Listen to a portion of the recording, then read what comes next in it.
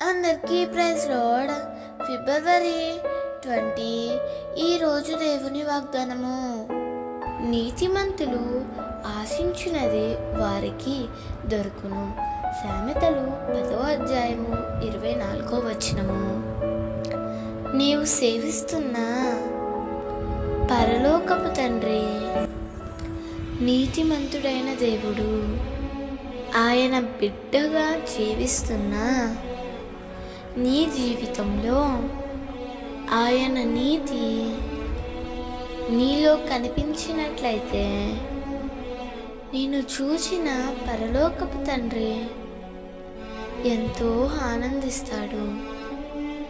నీతిమంతునిగా జీవిస్తూ నీవు ఆశిస్తున్న సమస్తమును ఆ ప్రభువే నీకు అనుగ్రహిస్తాడు.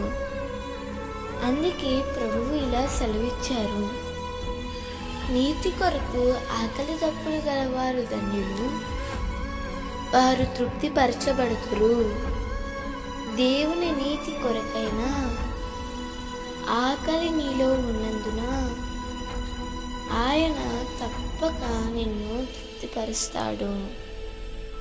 ఆత్మీయంగాను శారీరకంగాను అన్ని రంగాలలో నీవు ఆశించినది ప్రభువు నీకు అనుగ్రహించి తప్పక తృప్తిపరుస్తాడు.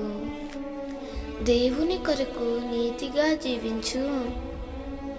నీ నీతిని కాపాడుకొనుటకు ప్రయాసపడు. నీ ఆశలన్నీ ప్రభువు తీర్చి నిన్ను నీ కుటుంబమును ఆశీర్వదించునుగాక. ఆమేన్.